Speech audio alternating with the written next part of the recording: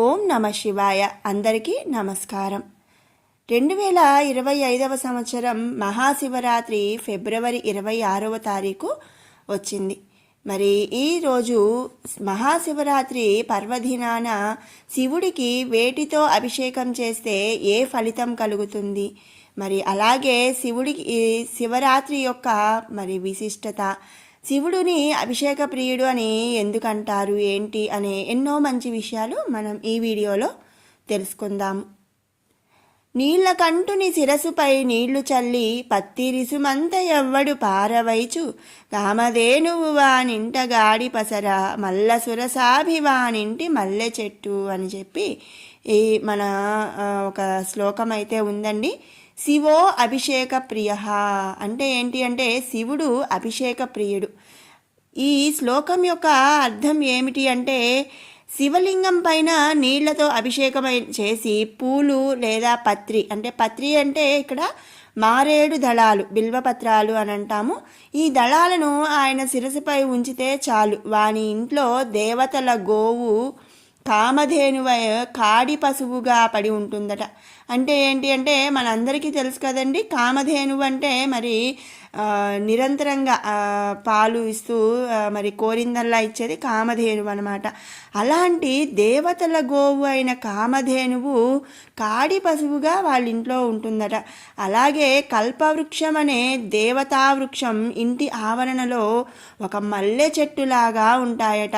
మరి చూడండి, మనం ఖర్చు పెట్టేసి ఎంతో ఆడంబరంగా వీటితో అభిషేకం చేయాల్సిన అవసరం కూడా లేదంటండి. కాసిన్ని నీళ్లు అభిషేకం చేసి మరి మారేడు దళం సమర్పించినా కూడా ఆ రెండు కామధేనువు కల్పవృక్షం ఆ ఇంట నిలవై ఉంటాయి అని చెప్పి మరి చెప్తున్నారు. శివార్చన అభిషేకం చేస్తే అన్ని అభీష్టాలు కూడా నెరవేరుతాయి, వాటితో పాటుగా సకల ఐశ్వర్యాలు కూడా సమకూరుతాయి అని మన పెద్దలు చెప్తున్నారు. వాటికి కావాల్సింది అంటే ఏంటి అంటే నిశ్చలమైన భక్తితో ఒక ఉద్ధరేణితో జలం అభిషేకించినా కూడా పరమశివుడు సుప్రసన్నుడవుతాడట. మరి నిశ్చలమైన భక్తి లేకుండా మరి ఎంతో ఖర్చు పెట్టేసి మరి లక్షలు ఖర్చు పెట్టి ఇట్లా అన్ని రకాల పళ్ళు మరి డ్రై ఫ్రూట్స్ అని ఇట్లా మనం ఏమి చేయక్కర్లేదండి. ఒక నిశ్చలమైన భక్తితో ఒక ఉద్ధరేణి అంటే మనం పూజ చేసే సమయంలో స్పూన్ వాడతాం కదండి, కలసం నీళ్లు తీసుకోవడానికి ఉద్ధరేణి, దానితో కొంచెం నీళ్లు ఆ స్వామి మీద అభిషేకం చేసినా కూడా చాలట. అంతటి బోలా శంకరుడు మరి మన మహాదేవుడు శంకరుడు. హిందువుల అర్చనా విధానంలో ఎంతో ప్రాధాన్యం కలిగిన అభిషేకానికి మరి ఎన్నో ద్రవ్యాలైతే వాడుతూ ఉంటాం. అలా మనం వినియోగించే ఒక్కో ద్రవ్యానికి ఒక్కొక్క విశిష్టత ఉంటుంది. అంటే మరి ఏంటండి, పైన మీరు ఒక ఉద్ధరేణితో నీళ్ళతో అభిషేకించినా కూడా చాలు సుప్రసన్నుడవుతాడు అని చెప్పి అన్నారు కదా అనుకోవచ్చు. కానీ మరి కొంతమందికి కొన్ని ప్రాబ్లమ్స్ అయితే ఉంటాయి కదండి. మరి ఒక్కొక్కళ్ళకి ఆరోగ్యం సరిగా ఉండదు, ఒకళ్ళకి మరి ధనలాభం కోసం కానీ మరి ఇట్లా దుఃఖం ఏమైనా ఉండటం, మరి భూమి కోసం, ఇలా డిఫరెంట్గా కోరికలు అయితే ఉంటాయి కదా. మరి వాటిని నెరవేర్చుకోవటం కోసం మరి ఒక్కొక్క రకమైన ద్రవ్యాలతో పూజిస్తే ఒక్కొక్క ఫలితం అనేది వస్తుందట. మరి అలాంటిది శివుణ్ణి ఏ అభిషేక ద్రవ్యాలతో పూజిస్తే ఏ ఫలితం లభిస్తుంది అనేది కూడా మనం ఈ వీడియోలో తెలుసుకుందాము. మనందరికీ తెలుసు, విష్ణువు అలంకార ప్రియుడు, శివుడు అభిషేక ప్రియుడు. శివుడు అభిషేకాన్ని చాలా ప్రియంగా భావిస్తాడట, కాబట్టి అభిషేక ప్రియుడు అనబడుతున్నాడు. ఎడతెగని జలధారతో శివలింగాన్ని అభిషేకిస్తారు. అలాగే శివుడు గంగాధరుడు, ఆయన శిరస్సు పైన ఎప్పుడూ కూడా గంగ ఉంటుంది. అందువలనే శివార్చనలో అభిషేకం ముఖ్యమైనదని చెప్పి చెప్తున్నారు. గంగా అంటే జలరూపం, గంగా నది. జలం పంచభూతాలలోనూ శివుని అష్టమూర్తులలోనూ ఒకటి. అపయేవ ససర్జాధౌ అన్న ప్రమాణాన్ని బట్టి బ్రహ్మ మొదట జలాగ్నే సృష్టించాడట, జలాన్ని సృష్టించాడు. ఆ తర్వాత ప్రాణులన్నింటికీ కూడా ప్రాణాధారం నీరే. మంత్రపుష్పంలోని యోప మాయతనం వేద అనే ఇత్యాది మంత్రాలలో కూడా మరి నీటి ప్రాముఖ్యం చెప్పబడుతున్నది. అందుచేత ఏంటి అంటే శివ పూజలలో జలాభిషేకానికి ఎంతో ప్రాముఖ్యం అనేది ఏర్పడింది. భగవంతుణ్ణి 16 ఉపచారాలతో పూజిస్తారు. వాటిలో మరి ఇతర ఉపచారాల కంటే కూడా జలాభిషేక రూపమైన స్నానం అనే ఉపచారమే ఎంతో ప్రధానమైనది అని కూడా చెప్తున్నారు. ప్రజపాన్ శతరుద్రీయం అభిషేకం సమాచరేత్ అన్న ఈ ప్రమాణాన్ని అనుసరించి శతరుద్రీయం పఠిస్తూ అభిషేకం చేయాలట. పూజాయా అభికో హోమాత్ తర్పణముత్తమం తర్పణాచ్చ జప శ్రేష్టో హ్యభిషేక పరో జపాత్. పూజ కంటే హోమము, హోమము కంటే తర్పణము, తర్పణము కంటే జపము, మరి జపము కంటే అభిషేకము ఉత్తమోత్తమం అని చెప్పి మరి అంటే ఇప్పుడు మనం పూజ చేసుకునే దానికన్నా హోమం చేస్తే మనకు ఒక రకమైన ఫలితం కలుగుతుంది. హోమం కంటే కూడా తర్పణం కంటే జపం కంటే అన్నిటికన్నా హైయెస్ట్ అభిషేకం అన్నమాట. కాబట్టి వాటన్నిటిలో ఒకదాన్ని మించి ఒకటి అభిషేకం అనేది మరి ఎంతో శ్రేష్టమైనదని చెప్పి మన పెద్దలు పేర్కొనబడ్డారు. ఇప్పుడు మరి శివునికి మహాశివరాత్రి రోజు వేటితో అభిషేకం చేస్తే ఏ ఫలితం కలుగుతుంది అని చెప్పి తెలుసుకుందాము. మహాశివరాత్రి రోజున శివునికి కొన్ని పదార్థాలతో అభిషేకం చేస్తే ఏంటంటే కోరుకున్న కోరికలు నెరవేరుతాయి. ముందుగా పసుపు పొడితో శివునికి అభిషేకం చేస్తే ప్రభుత్వ అధికారాల నుంచి ఏమైనా ప్రాబ్లమ్స్ కనుక ఉంటే అవి సానుకూలత లభిస్తుందట. తిరుమంజన పొడితో అభిషేకం చేస్తే దైవానుగ్రహం లభిస్తుంది. అలాగే గ్రహదోషాలు తొలగిపోతాయి. ఇక బియ్యం పిండితో అభిషేకం చేస్తే అప్పుల బాధలు అనేవి తొలగిపోతాయి. చందనాది తైలంతో అభిషేకం చేస్తే ఉదర సంబంధిత రుగ్మతలు, ఉదరం అంటే పొట్ట అన్నమాట, పొట్టకి సంబంధించిన ఏమైనా రుగ్మతలు అంటే రోగము కానీ ఏమైనా ప్రాబ్లమ్స్ అనేవి ఉంటే అవి తొలగిపోతాయట. ఇక పంచామృతంతో శివునికి అభిషేకం చేయించడం ద్వారా అష్టైశ్వర్యాలు చేకూరుతాయి. మరి నేతితో శివాభిషేకం చేస్తే మోక్షం సిద్ధిస్తుంది. పాలతో పరమాత్మకు అభిషేకం చేస్తే ఆయుర్దాయం పెరుగుతుంది. పెరుగుతో శివాభిషేకం చేస్తే సంతాన ప్రాప్తి చేకూరుతుంది. ఇక బత్తాయి పండ్ల రసంతో శివాభిషేకం చేస్తే ఆరోగ్యం సిద్ధిస్తుంది. అలాగే ఏమైనా అనారోగ్యాలు గనక ఉంటే అవన్నీ కూడా మాయమైపోతాయి. చెరుకు రసంతో శివాభిషేకం చేస్తే ఆయుర్దాయంతో పాటు సంపూర్ణ ఆరోగ్యం అనేది లభిస్తుంది.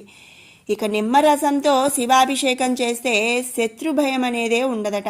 అలాగే వాటితో పాటుగా యమభయం కూడా ఉండదట. కొబ్బరి నీటితో శివాభిషేకం చేస్తే ఉన్నత పదవులు, హోదా, గౌరవం, కీర్తి అనేవి చేకూరుతాయి. ఉసిరికాయ పొడితో శివాభిషేకం చేస్తే రోగాలు మటుమాయమవుతాయి. పన్నీరుతో శివాభిషేకం చేస్తే సంతోషకరమైన జీవనం అనేది ప్రాప్తిస్తుంది. చందనంతో శివాభిషేకం చేయటం ద్వారా కీర్తి ప్రతిష్టలు వస్తాయి. అలాగే అన్నాభిషేకం అంటే ఏంటంటే మన వైట్ రైస్ ఉంటుంది కదండి, ఆ వైట్ రైస్ చక్కగా వండేసి దానితో స్వామివారికి గనక అభిషేకం చేస్తే ఈతి బాధలు ఉండవు. అలాగే సకల సంతోషాలు కూడా సిద్ధిస్తాయి. తేనెతో ఈశ్వరునికి అభిషేకం చేస్తే అద్భుతమైన గాత్రం సొంతమవుతుందని ఆధ్యాత్మిక పెద్దలు చెబుతున్నారు. ఇక వాటితో పాటుగా బిల్వపత్రాలు, జిల్లేడు పువ్వులు, గోగు పువ్వులను శివ పూజకు తప్పకుండా సమర్పించాలి. అవి మూడు కూడా శివునికి ఎంతో ప్రీతికరమైన వస్తువులు అన్నమాట. కాబట్టి బిల్వపత్రాలు, జిల్లేడు పువ్వులు, గోగు పువ్వులు అనేవి శివుడికి తప్పనిసరిగా సమర్పించాలి. ప్రతి ప్రదోషానికి కూడా ఈ పత్రాలను శివాలయానికి చేరవేస్తే పరమశివుడి అనుగ్రహం లభిస్తుందని కూడా మన పెద్దలు చెప్తున్నారు. ఇలా మరి మనకి ఏ కోరిక ఉంటే కనుక ఆ కోరికకు సంబంధించిన విధంగా మనం మహాశివరాత్రి రోజు శివుడికి వీలైతే అభిషేకం చేసుకుంటాం. లేదా మరి వాటితో స్వామివారికి ఏదో ఒక గుడిలో అభిషేకం చేయించడం ద్వారా ఏంటి అంటే మన ఆయా కోరికలు నెరవేరుతాయని చెప్పి మన పెద్దలు చెబుతున్నారు.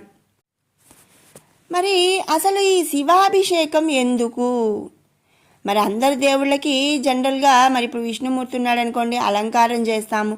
మరి ఏ దేవుడికైనా కూడా అలంకారాలు ఇలా చేస్తాం కదండి.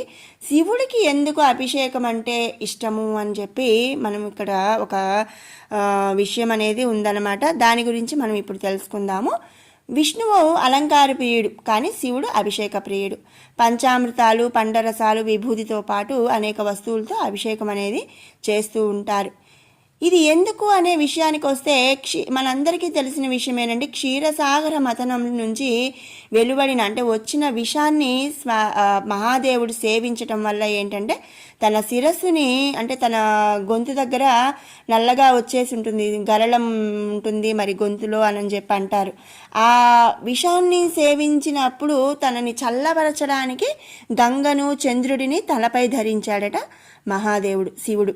శివుడికి మండుతున్న మూడో కన్ను ఉంటుంది, మూడో నేత్రం ఉంటుంది కదండి. మరి ఆ నేత్రం అనేది నిరంతరం అభిషేకం చేయటం వల్ల ఏంటి అంటే ఆ మండుతున్న మూడో కన్ను అనేది చల్లబడుతుంది అని చెప్పి అంటారు. ఇలా ఏంటి అంటే మరి ఆ విషం స్వీకరించినప్పుడు ఆయన్ని చల్లబరచడం కోసం, అలాగే మరి మండుతున్న మూడో కన్ను చల్లబడితే మరి మూడో కన్ను తెరిస్తే మరి ప్రళయం అని చెప్పి అంటారు కదా. మరి కాబట్టి ఏంటి అంటే ఈ మండుతున్న మూడో కన్నుని మరి తన శరీరాన్ని చల్లబరచడం కోసమే ఈ అభిషేకం అనేది శివుడికి ఇష్టము అని చెప్పి చెప్తూ ఉంటారు. ఎన్ని పూజ చేసినా ఎంత చేసినా కూడా శివుడికి అభిషేకం లేకుండా శివారాధన అసంపూర్ణం. శివాభిషేక సమయంలో మరి రుద్రం, పురుష సూక్తం, చమకం, మహామృత్యుంజయ మంత్రం అనేవి నిర్దిష్ట లయక్రమంలో జపిస్తూ ఉంటారనమాట. నమక చమకాలు వీటన్నిటితో మరి శివుడికి అభిషేకం అనేది చేస్తారు. వీటిలో సోమవారం శివుడికి చాలా ఇష్టమైన రోజు కాబట్టి మరి నిత్యంగా చేసుకునే వాళ్ళు ప్రతి సోమవారం కూడా మరి వీలైనంత వరకు మరి అభిషేకం చేయటం కానీ చేయించుకోవటం ఇలా చేస్తే మరి చాలా మంచిది. ఒకవేళ ప్రతిరోజు కుదరని వాళ్ళు మరి మాస శివరాత్రి రోజు, ఆ రోజు కూడా కుదరదు, మరి ప్రతి నెల మాస శివరాత్రి రోజు కుదరదు అనుకున్నప్పుడు మహాశివరాత్రి రోజైనా సరే ఇలా అభిషేకం అనేది చేయటం లేదా చేయించుకోవటం అనేది చాలా మంచి విషయం అన్నమాట. ఇక కొంతమందికి మరి డౌట్ వస్తుందండి, ఇంట్లోనే అభిషేకం చేసుకోవచ్చా అని. చేసుకోవచ్చండి. మరి కాకపోతే ఏంటి అంటే ఇంట్లో శివలింగం ఉంటే కనుక ప్రతిరోజు అభిషేకం చేయాలి, మరి ముట్టు అంటూ ఇలాంటివి ఏవి కలపకూడదు అనే నియమాలు అనేవి ఉంటాయి. కాబట్టి మ్యాక్సిమం శివుడికి గుడికి వెళ్ళి అభిషేకం చేసుకోవటం మంచిదనమాట. మనం గమనిస్తే ప్రతి శివాలయంలో మ్యాక్సిమం శివాలయాల్లో ఏంటి అంటే గుడి బయట వైపు ఏంటి అంటే ఒక శివలింగం అనేది ఏర్పాటు చేస్తారు.